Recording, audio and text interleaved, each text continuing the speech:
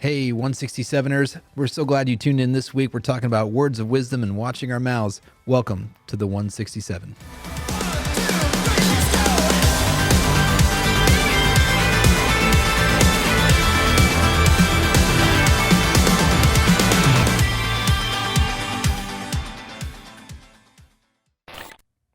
Welcome back to the 167. I am here with Pastor Rick George of New Life Community Church. That is correct. So it's great to be here again. I think it feels like we do this like maybe once a week or something like that. That's preposterous. Yeah. It's a preposterous But it's good to be here. hypothesis. And I am Pastor Lucas Motley, the discipleship pastor here on the 167. You have 1 week in service, but 167 hours left in the week. There you go. And in that 167 hours, we want you to be thinking about your speech. Yeah. So everyone talks. Some people talk way more than they should. But there are people who just don't say enough, right? So we have to talk. Language is a critical part of our life and the way we function.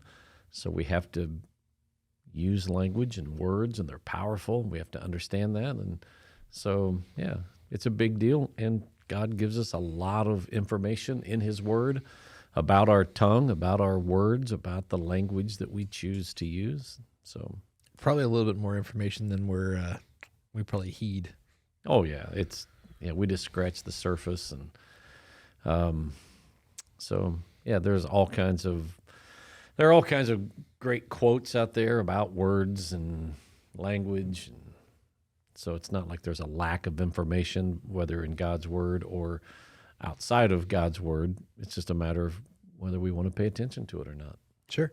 So I want to talk a little bit about that because you talked about a lot of times when we focus on this topic, it's a lot about hurt. You know, it's like, oh yeah, if I say, how did somebody hurt you? It's like, oh, somebody spoke this over my life. But I want to talk about something positive. What can you remember was something positive, something that breathed life? You talked about, you know, in Proverbs, it says that the power of life and death is in the tongue. Yeah. What was something that somebody breathed life over you, that spoke life into your life? Well, I can think back over the years, going clear back to high school, there was a coach that one time said something to me in regards, so I ran track for a couple of years, and when I first decided to start running, he said something to me that built me up about running the hurdles, and spoke life into me, like, you can do this, and I see something in you, and it encouraged me enough that that's what I chose to do.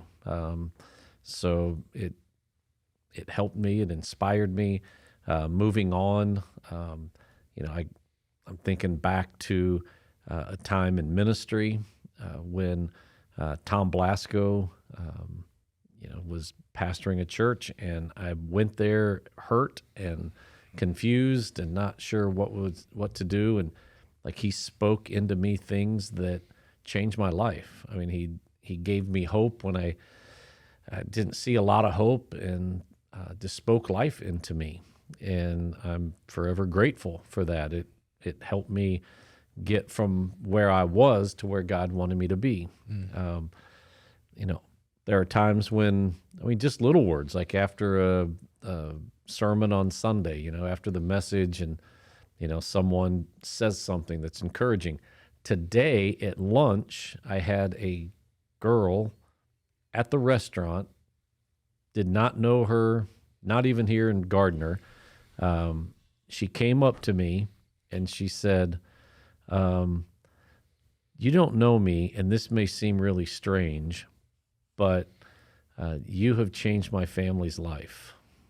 And I'm like, okay. She said, and she told me the story of her family and how one of them had come to New Life. And I'm still thinking, I don't know you. And she said their family member shared a recent sermon with her, and she saw me in the video, then saw me at the restaurant, and came to me and said, I just want to say thank you for changing my family's life.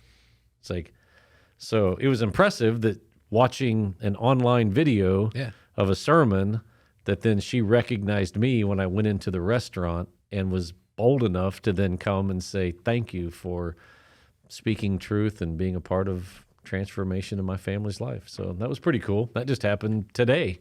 So if you're wondering, if you're out there working at a church and wondering, should I put the sermons online? Should we be doing streaming? There you go. There you go. I feel like growing up, there's lots of people that spoke into my life that were instrumental in me going into the ministry. Like, that was my story, was people knew it before I did, but like, you're going to go in, like, you can do this, you're going to do this. And I was like, I'm not doing this. But I think recently, so for some reason, my daughters, like, they're very verbally affirming, especially Evie. Evie is, sunshines and rainbows and unicorns. Yeah. And every morning she runs in, and sometimes on Saturdays or something, she'll climb into bed with me, and she calls it bears are sleeping. So she climbs in and she's like, Daddy, you're the best daddy in the whole wide world. And, it's just, for some reason, she just, like, Daddy, I loved it. And like, she's super verbal about that. And it's just funny because my other little one is Marilyn, and Marilyn will come up and be like, Daddy, put down your phone and play with me. And I'm like, and so, I'm like, oh, I got to put down my phone, and so I'll go play. But versus like Evie, who comes to me and is like, oh, Daddy, you're the best daddy. And I'm like, do you want to go get ice cream? And she's like, of course I do. Like, there's something about people speaking life over you that, that they're kind of telegraphing, that they're prophesying it, into your life. They're like, oh, you're the best daddy in the whole wide world. I'm like, I am the best daddy in the whole wide world. In fact, I'm going to go cook dinner. Let's go play, let's go to the park. Yeah. It's good to have kids around. So there seems to be this debate though in culture where, it's the, speech is violence. We have to have trigger warnings and we have to have safe spaces. And it's, basically the equivalent of people are saying, there was a whole thing, I think with Antifa a few years ago, where they were saying, words are violence, therefore it can be met with violence. So, punch a Nazi or whatever, whatever it was. So we were talking a little bit about how much that words hurt. And so where's the clarity on that? Because like some people are like, sticks and stones, words will never hurt you. And I think we all know that's not true. But then there's the extreme of it where it's like words are actual physical violence against people. Yeah. So, I mean, it's a both and, it's not an either or. It's not like, well, they're either hurtful or they're not. It depends. Like they can be. It can be violence, but it isn't necessarily violence. And that's where it gets a little tricky. Again, like everything else, there are, there's a lot of flex in there. I think what you're referencing or kind of alluding to is that no matter what I say, it can be taken as violence. Mm-hmm. And sharing an opinion or a thought or an idea that you don't agree with doesn't make it violent or, violence towards you. It's not abusive for me to disagree with you. And I think that's where, the shift kind of in our culture is that, well, I really can't say anything because whatever I say is going to be taken as abusive language. So that's where it gets a little tricky. I think there's a very large difference between, a 35-year-old man verbally abusing a 5-year-old, and just yelling hurtful and hateful things at them versus confrontation versus, you said a difference of opinion and where you're saying, I don't agree with you on that. Right. For me to say, I think you're wrong. Like that is not accurate and I disagree with you. That is not violent or abusive or oppressive type of language. It's, I just think that you're wrong. Versus if I say, let's beat this man up, like, yes, that's a pretty clear indication. Yeah, so if I'm, if I call you, some hateful names and degrade you and demean you and do that in a public setting where now it's starting to affect your character and what people believe about you, and it impacts your ability to function in life or to maintain a job or to yes, those are wrong and it's abusive and it happens today. I mean, those things do happen, but it's not the norm, but it all gets lumped together. I always find it fascinating too about what we end up caring about, because I think oftentimes it's the people that we actually, I think you see people in two different arenas. A lot of times, if you really care about somebody, like people will say, oh, they can say hard things to me and it doesn't hurt me, right? Or it can be the reverse of that, where it's like, since you're close to me, you can really cut me. Yeah. And there's this dichotomy there. And the same thing with people where they say like, well, that's a stranger. What do I care what they think about me or say to me? Versus some people are very concerned with that versus, the vice versa. But when we're talking about people who are close to us, or people that we work with, people that are in our lives, a lot of times we have to have those conversations that are tough. They're, we talk about iron sharpens iron, but when that happens, there's sparks and it's hot and there's friction. And so when we're having conversations, you challenged us to have conflict, to have direct conversations, but to do it with love. And we're in our life hack series. So I'm going to ask you, what are some life hacks if I have to go into a hard conversation to have it with love? What are some of the life hacks that I Yeah. So one of the things for me, and again, I don't always do this well, but one of the things I think through in those hard conversations is, why do I need to say this? Like, why is it such a big deal? Right. And if it is something that is very significant and it has to be addressed, you can't get around it, then I have to be preemptive and say, okay, in sharing this, what is my end goal? So why do I need to share this? And then what do I hope to get out of it? And so the end goal has to be not just to clarify the thing that was wrong or to correct the thing that was wrong, but also to encourage, to build up, and to speak into the life of the person who I'm having to correct or the person who I'm having the conflict with. So it can't just be, I got my point across and I win and I'm good. Right.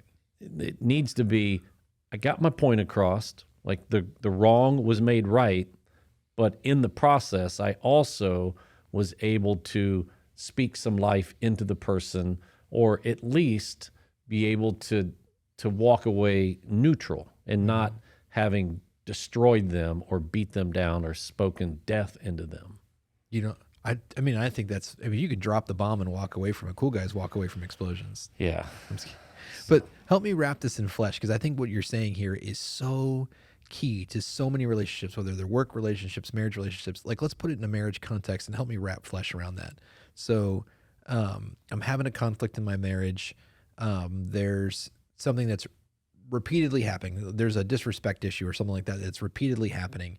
And I'm like, I need to go talk to my wife about this. How do I, walk me through that? Like, how do I know what my goal is going to be? Yeah. So again, going back to some very basic 101 conflict resolution concepts. Yeah.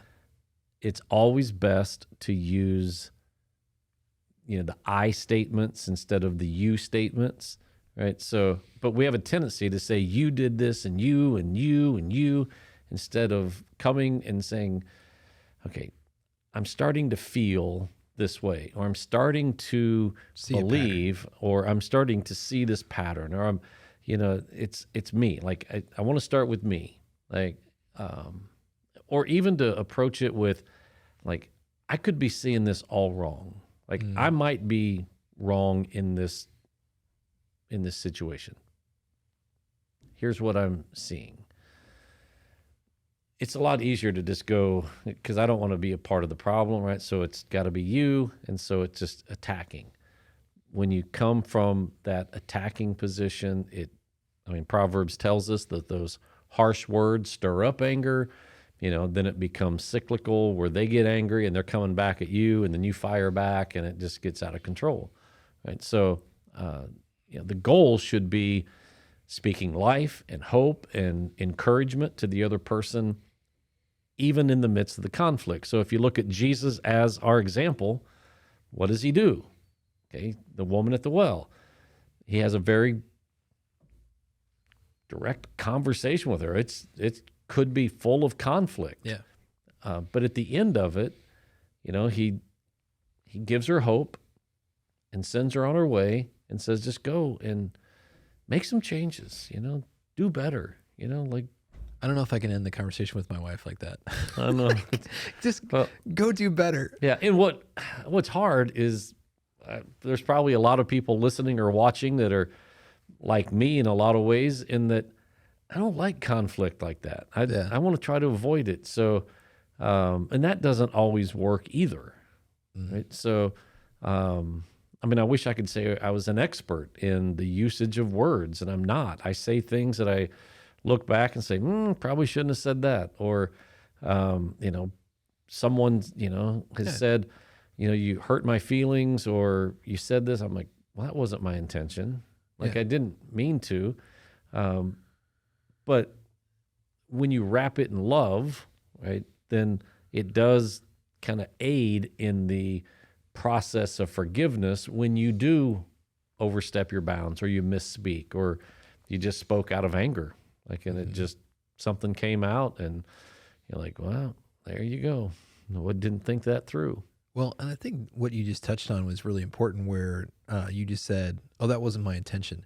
And I think I always say this to my kids, and I think I've said it from the pulpit too, is like, an apology goes such a long way, and it really costs you nothing. I mean, other than a little bit of humility to say, oh my gosh, I'm so sorry. I didn't mean to make you, because most of us, whether or not we meant what we said, is I did not mean to hurt you. Like, I shouldn't have done that, and just being able to say, tell me about that. How can I have that better conversation better? Because I think those are all important things to, especially in your marriage. Like, if you're on the receiving end of that, you come to me, like you said, and you go, hey, listen, I'm starting to see a pattern in your behavior. I'm starting to feel disrespected. I'm starting to feel resentful towards you. And for me then to go, oh my gosh, like, I'm so sorry. I don't want to cause resentment between it, like, and kind of, then you both become into that thing of how can we, and maybe that's what you're saying, like, with the goal is saying our goal is to be united in this relationship. And so there's a responsibility both ways. So if you and I are having a very difficult conversation, and there's some things being put on the table that have to be rectified, like, it's just, there is a wrong that needs to be made right. There is a responsibility on my part to not only choose my words carefully and to speak the words that I need to speak in love, but there's also a responsibility for me to hear the words that you speak and to cover them in love. Like, to not be defensive with everything, because I believe that people choose to hear things that you never said. Oh yeah. So there are times when literally you say, either I misspoke or you misunderstood. In either case, like, that was not my intention, because sometimes I get so caught up in the heat of the moment that I don't actually hear accurately what the other person was saying. I hear what I had already predetermined their motive to be, and it's not what they said at all. So I have a responsibility to listen in love as well. Yeah. And not just speak in love. Which, do you do this in premarital counseling? Probably the most embarrassing and uncomfortable thing that I make couples do is we go through this exercise where, like, we kind of pick like a recent fight, something that they were arguing about, and I have them sit on the couch and face each other and hold hands, just to make it as junior high as I possibly can. And then I say, like, okay, now you tell him, and it's like, I don't think that we can, spend Christmas at your family all the time. My parents are going to be offended by that. And then I look at him and go, now you repeat back what you heard her say. Yeah. And sometimes it matches and sometimes it doesn't. Sometimes it doesn't. And then you got to teach them. And she's like, that's not, like, I don't feel like you got what I was meaning, and I'll try again, and kind of going back and forth and doing that. Yeah. So it's important to both speak the truth in love and then hear the truth in love. Yeah. I think it's got to be both those things. Otherwise, you're just going to have defensiveness. Yeah. But so when we say some of those things, like you admit, like, we all say things that we're like, oops, I probably shouldn't have said that.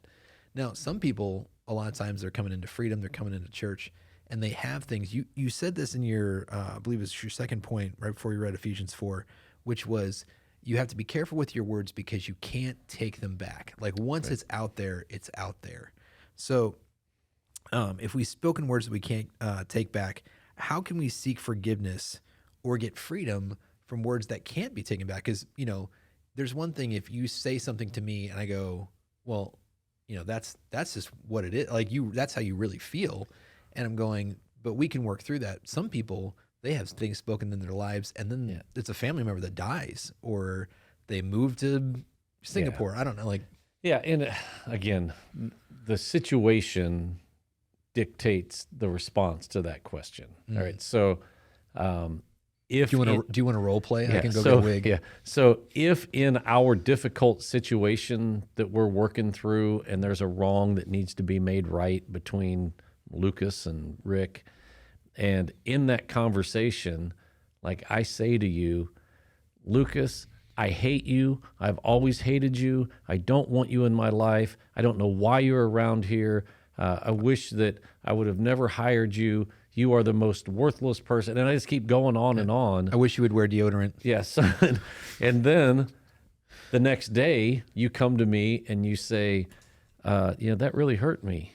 That hurt my feelings. I don't know if it was your intention, but that kind of stung a little. Yeah. So I couldn't then say, I think you misunderstood what I was saying. You weren't listening in love. That's not what I meant. Yeah, that's not what I meant at all.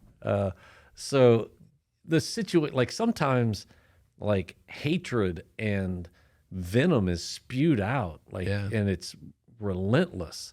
Then that goes to a whole nother level where I can't just say, I'm sorry, I didn't really mean that. Yeah. Because it's something way deeper that is going to have to be resolved.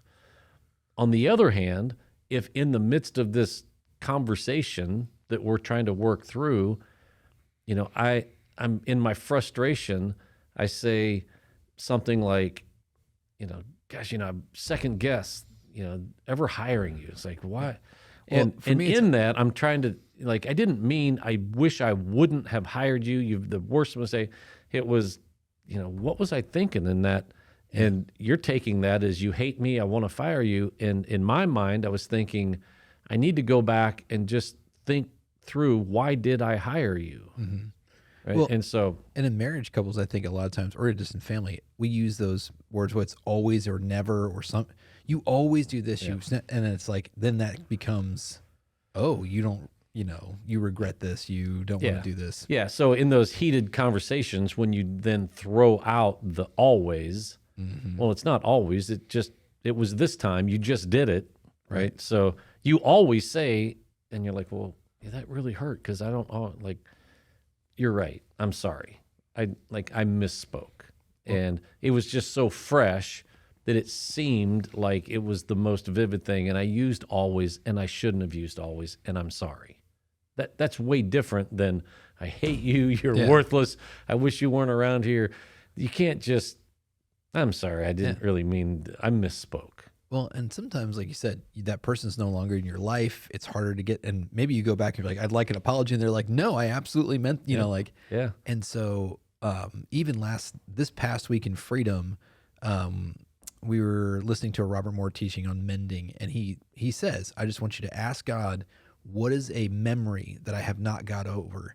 And we started asking that at the tables in the discussion time. And almost everybody had a memory. And they were like, I haven't thought about this in 15 years, but so-and-so said this to me and I've never gotten over it. And so at the table, we were just like, are you ready to forgive that person? And it's, as simple as just going, whether or not you can speak to them, are you going to choose to just say, and sometimes it involves us making up a scenario where we go, I bet that person was really frustrated with me. I was young, or to say maybe they had a bad day, or, maybe I really hurt them in some way. And so they were lashing out, and just going, whatever it is, I'm just going to say they're flawed, I'm flawed, God's grace, and just let it go. Yeah. And sometimes the words that were spoken to us that were words of death that have lived with us for a long, long time, that we just can't seem to get beyond. Like you said, they came from a person who has since passed on. Like they have died. There is no opportunity that I have to go and resolve that. And it's why, some scenarios they put like an empty chair and you just sit across from a chair and you speak to them as if they were sitting in the chair. I've had people write letters. Like Yeah. just write it down to them, and then when you're done with it, you burn it, you bury it, you do something, and you say, I got it off my chest. I'm done with this. Yeah. So forgiveness is more about you than it is the person who hurt you. It's not giving control of your emotions to them any longer, right? So you just say, I forgive you for speaking those words of death over me, but I choose to see or to listen to the words of life that Jesus has spoke or these other people have spoken over me, and I reject those words of death. And you write them down and you say, but I forgive you for speaking them, but they no longer have control in my life, and you let them go. Well, and you know how many people that we work with at the church that what's happened in their life is someone has spoken something over them. You were always worthless. I never loved, you're unlovable. And then we build a lifetime full of dysfunction around that. And it manifests in anxiety. It manifests in broken relationships. It manifests in all these other things because there's this linchpin. And when you see people, like we deal with people on Sunday morning, we deal with people in prayer ministry, stuff like that, where they pull that linchpin out and say, I reject this now. I'm finally coming back to this lie that someone spoke over my life. And I pull this out and I replace it with, like you said, with life, with a promise from Jesus Christ. I'm not unlovable because God died for me. And you put that other thing in there, and how all of those things in their life kind of just flake off, and they get relief from anxiety, or they get relief from self-esteem issues and things like that because they have found that linchpin death thing and they speak life over it. And so the difficult part of words of death that are spoken over us is we rehearse them and we continue to speak them. And then they become that self-fulfilled prophecy, right? So you just keep speaking, I'm stupid, I'm stupid, I'm stupid. And so that's how you begin to live. Yeah. Well, now I'm not going to read a book because I'm stupid. Yeah. And then Or you don't read the book. I'm not lovable. I'm not lovable. So you do things that sabotage relationships, and then you say, see, I'm not lovable. They were right. Yeah. Well, It it's like- becomes its own thing and it just turns in on you. So that's why it's important to speak words of life to other people and to yourself.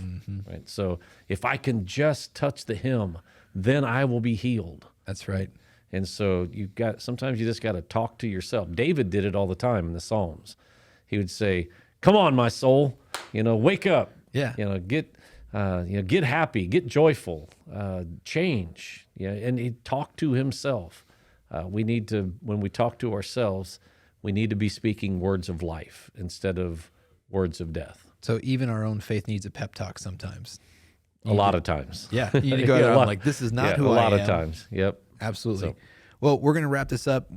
We're going to come back next week. We're going to keep on this series, this life hack series, talking about wisdom. We're going to watch our words this week. And we just want to challenge you guys at home this week. Make sure that you are intentional. And I just want you to find 5 people. Just find 5 people and say something really intentionally life-giving to them. It could be a family member, a waitress, whatever, just somebody you, our coworker.